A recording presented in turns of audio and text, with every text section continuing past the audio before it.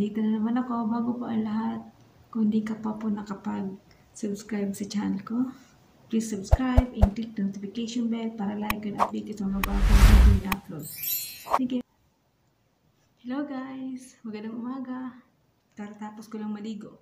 Ngayon, gusto ko lang pag-usapan natin gusto ko na ikwento ang tradisyon nila, ang tradisyon. Kung ano ba ang pangunahing produkto nila dito. Kung ano ba ang, halimbawa sa pagkasal, kung ano ba ang kanilang ginagawa dito. Pag-usapan lang natin, ang tungkol sa pagkasal nila, di ba kasi Muslim sila. Yung Muslim sa atin, syempre, rito-rito ng magulang, ganun. Parang hindi naman rito ang tawag na parang yung isang pamilya parang iano sa anak nila, tawag doon, basta yun na yun. Tapos dyan sa ating pag kinakasal yung Muslim, yung lalaki at babae magkasama sa isang lugar, pero dito hindi. Pagkakasal sila, iba yung lugar ng mga lalaki para magsaya pagkasal, at iba naman yung lugar ng puro babae para magkasal.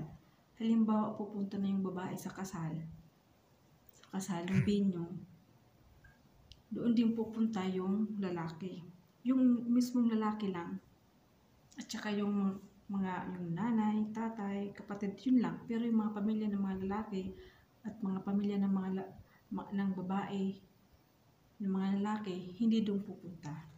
Doon lang sa ibang bahay yun, ay sa ibang venue. Ganon sila. Tapos dito, ganon pa rin, parang sa atin din, nagtawag doon, may catering din, parang ganon.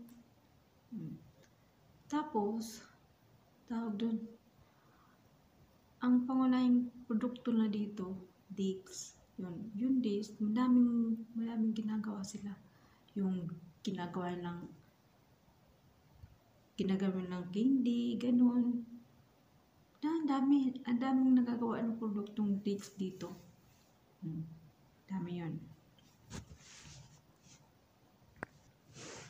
Tapos, halimbawa naman, kung bibisita dito, pag may bahay ka, halimbawa, bibisita, may dito sa isang bahay, merong sala ng mga lalaki.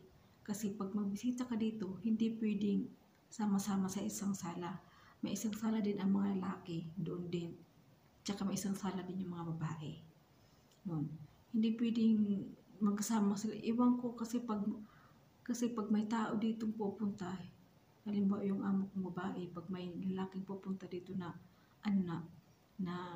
parang bisita ng amo kong lalaki, tumatago yan. Iwan ko kung bakit. Siguro nga Muslim, pero sa atin, yung Muslim, hindi naman ganyan. Di ba? Alam nyo ba dito, pareho lang sa Pinas, yung Ramadan nila. Ang Ramadan nila kasi, magsisimula yan Abril, tatapos yan Mayo. Ganon. Parang pareho lang ng Pinas, kasi Muslim nga. Diba?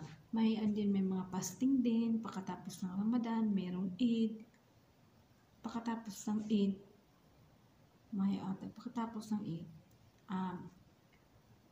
may 3 buwan naman kalipas, parang panibagong Eid na naman. Last Eid, ang tawag sa kanila doon. Tapos, alam niyo ba,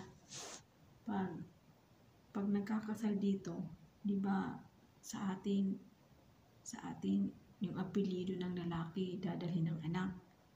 Dito hindi. Dito hindi dinadala ng asawang babae ang apelyido ng lalaki. Ang dumadala lang mga bata. Diba? Iwan ko dyan sa Pinas kasi hindi ko alam ang mga Muslim dyan eh. Kasi dito, halimbawa, kinasal sila, kinasal sila pero yung apelyido ng asawang lalaki hindi dadalhin ng asawang babae pero ang mga anak dadalhin. Yun lang. Kaya comment kayo below kung anong gusto niyong topic para pag-usapan natin at saka ikwento ko sa inyo. Nahilig ako magkwento. Bye-bye! Siya nga pala, idagdag ko lang doon. Sa traditional, ano pala sila dito, yung magpipinsan lang sila, nag-aasawa sila ng magpipinsan. Parang ang amo kong babae. Yung kapatid niyang lalaki, inasawa yung yung pinsan niyang buo sa kapatid ng mama niya. Yun lang.